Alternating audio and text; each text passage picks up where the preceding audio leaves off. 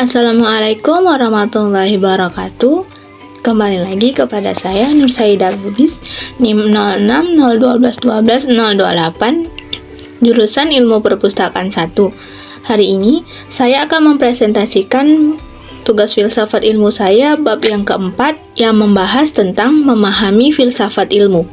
Sebelum melanjutkannya, kita itu harus mengetahui pengertian filsafat ilmu. Pada bab yang sebelum-sebelumnya sudah dijelaskan apa maksud dari filsafat ilmu tersebut. Para ahli sebagaimana sebelumnya berbeda pendapat dalam hal mengartikan apakah yang dimaksud dengan filsafat ilmu itu tersebut.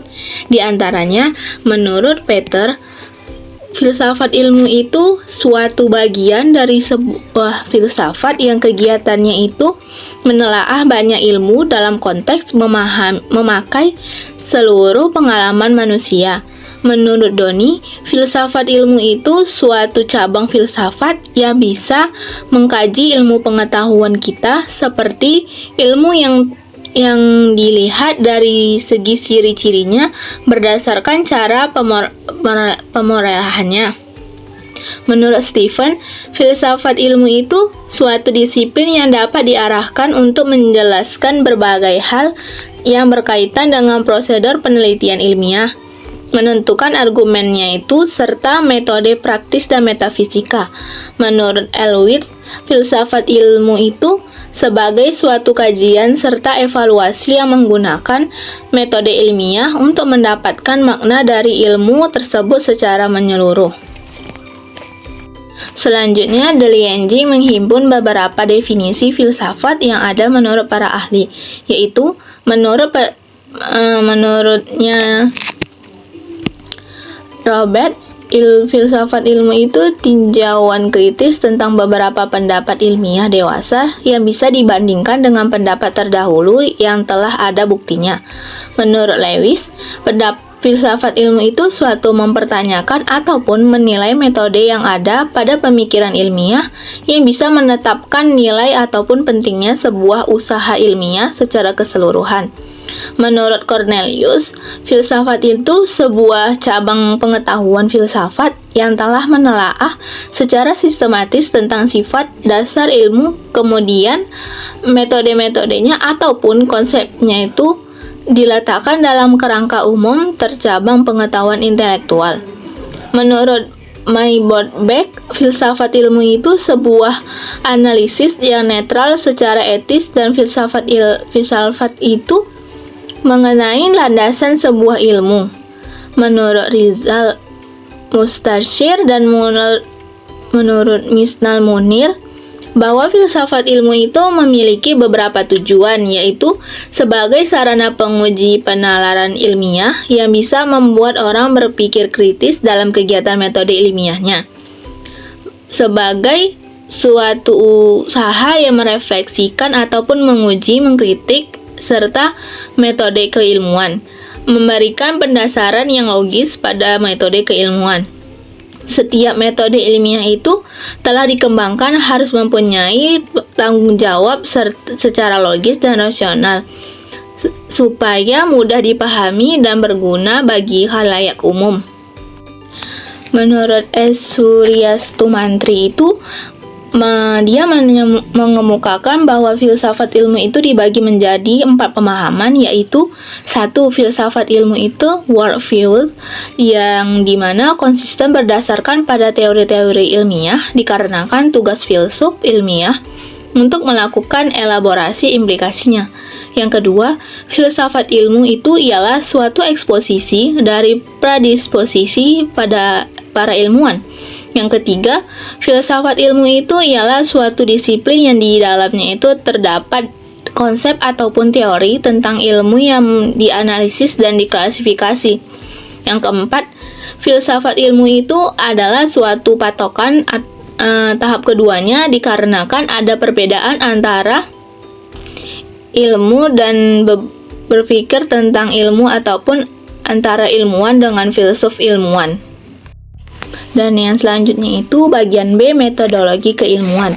Ismail Fahmi telah mengemukakan bahwasanya ilmu pengetahuan itu seperti sekarang ini tidaklah terbentuk secara mendadak, melainkan telah terjadinya secara evolutif. Penemuan sebuah ilmu itu membutuhkan sebuah proses yang telah dilalui oleh para ilmuwan dengan rasio, eksperimen, ataupun kontemplatif. Thomas telah menjelaskan bahwa penyebaran ilmu melalui naskah ataupun tidak lepas dari para ilmuwan itu, karena setiap saintis selalu menulis apa yang mereka temukan, lalu mereka mengaitkan dengan kondisi setempat. Ada dua macam pandangan dalam metodologi keilmuan. Satu, pandangan dari luar. Yang bagian A-nya itu pengertian subjektif. Dalam pengertian subjektif ini, ilmu menjadi sebuah pengetahuan yang dimana menggunakan sistematis, yaitu tidak semua orang yang mengerti ataupun memahaminya dalam sebuah bidang ataupun disiplin keilmuan. Misalnya, ketika ingin memahami ataupun mengenali ilmu fisika, maka berkonsultasi kepada para fisikawan ataupun ahli dalam bidang fisika. Dapat dipahami bahwasanya seseorang yang memiliki ilmu dalam bidang fisika hanyalah orang yang telah meneliti ilmu fisikanya itu secara sistematis dan mengenalnya dengan baik. Yang B, pengertian objektif. Izam menjelaskan bahwa ketika ilmu diartikan dalam pengertian objektif, maka ilmu itu bukanlah merupakan sebuah pengetahuan, melainkan sebuah kerangka dari kalimat-kalimat ataupun sebuah rumusan yang objektif.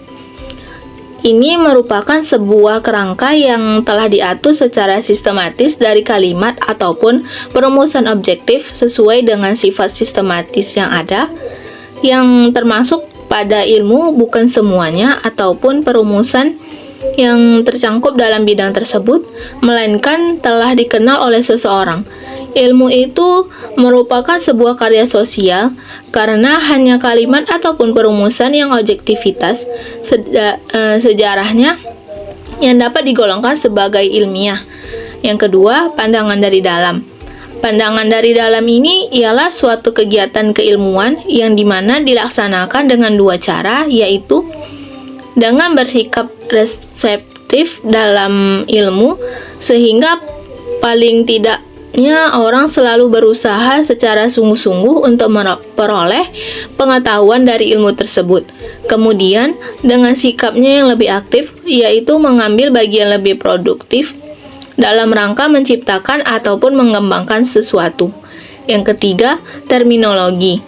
Memahami pengertian terminologi ini merupakan salah satu bagian yang sentral dalam menjalankan sebuah metode ilmiah, yang dimana terminologinya ini berkaitan dengan aturan pemakaian kata-kata ataupun ungkapan-ungkapan yang digunakan untuk menjelaskan pengertian keilmuan tersebut.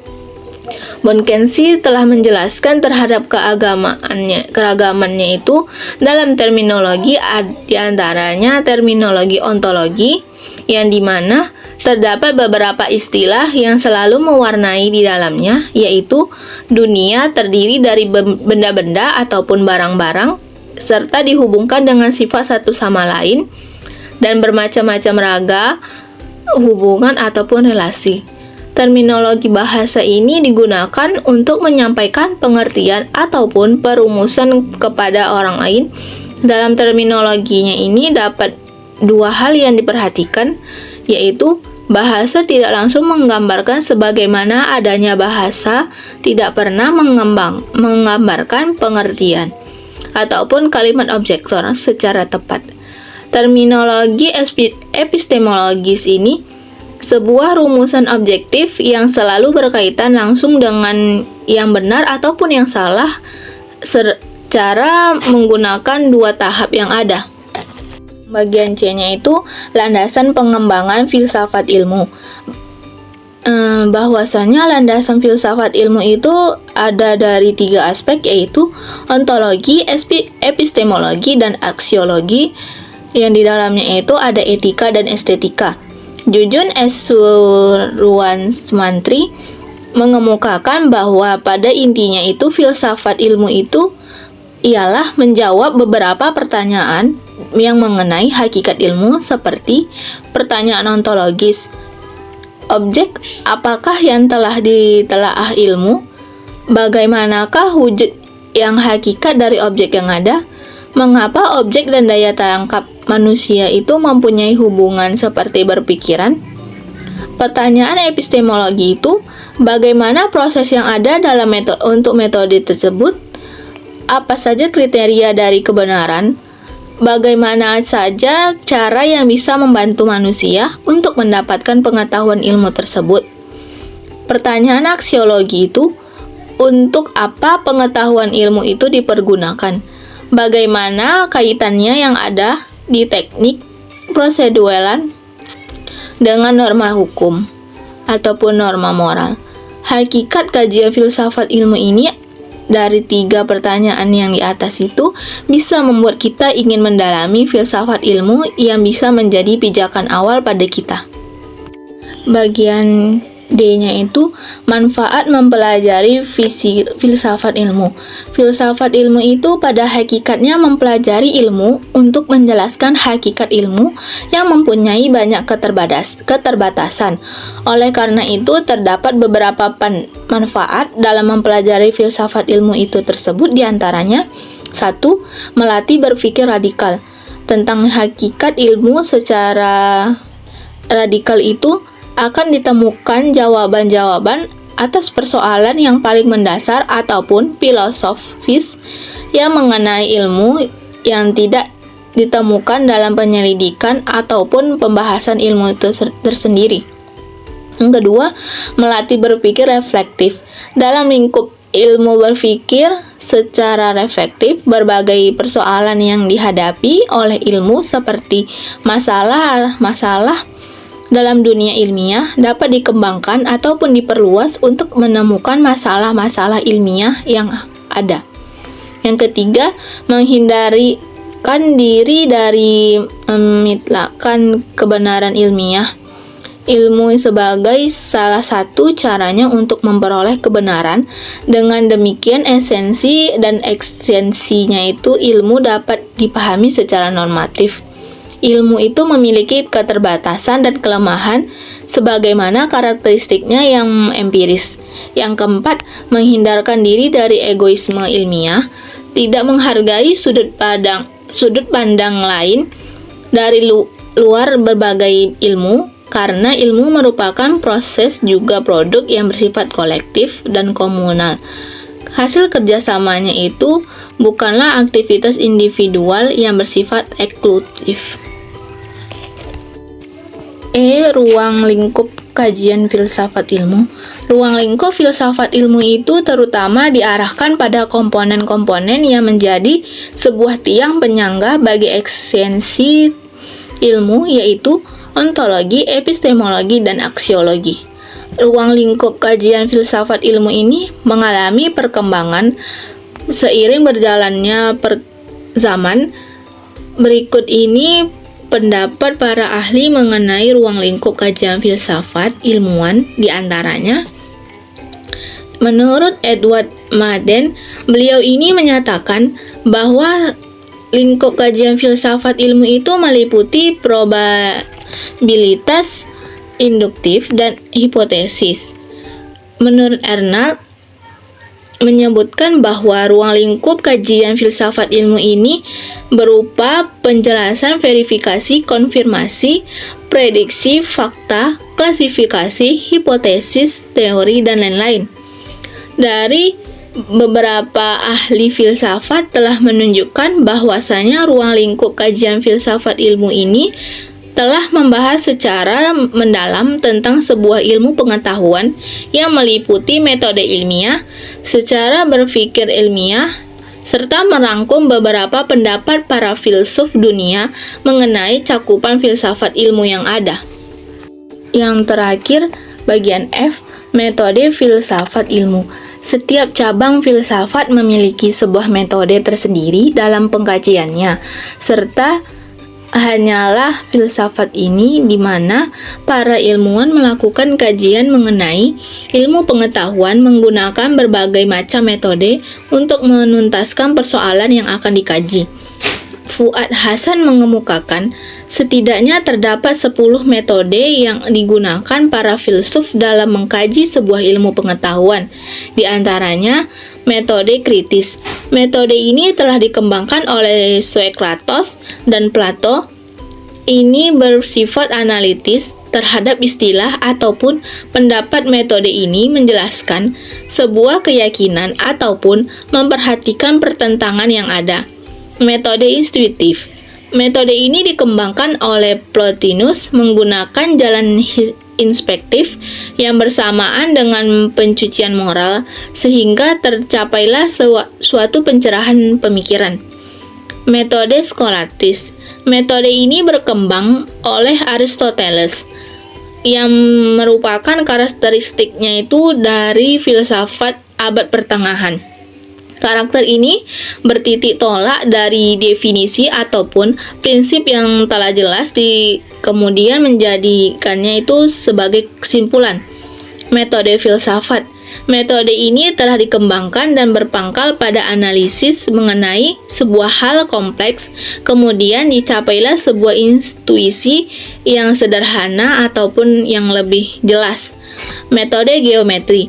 Metode ini hanya menurut pengalaman yang menyajikan pengertian yang benar ataupun sebuah pengertian dan ide yang ada, kemudian disusun bersamaan dengan geometris. Metode transendental. Metode ini bertitik tolak pada pengertian tertentu yang dimana dengan jalannya analisis penyelidikan syarat bagi pengertian yang demikian, yaitu rumit dan kompleks. Metode fenomenologis. Metode ini menjelaskan dengan cara jalannya beberapa pemotongan sistematis yang berdasarkan fenomena yang ada dalam kesadaran sehingga penglihatan yaitu murni. Metode dialektis. Metode ini digunakan dengan jalannya dinamika pemikiran ataupun berpikir sendiri. Metode non-positivistis. Metode ini menjelaskan bahwa kenyataan dapat dipahami menurut hakikat yang ada, berjalan dengan aturan-aturan yang ada. Metode analitika bahasa. Metode ini dikembangkan secara sistematis dan menguraikan jalan analisis pemakai bahasa sehari-hari yang telah ditentukan ataupun disahkan tidak ucapan filosof menjadi dua, metode zono dan induktif. Hanya itu yang saya sampaikan pada hari ini. Sekian, terima kasih. Wassalamualaikum warahmatullahi wabarakatuh.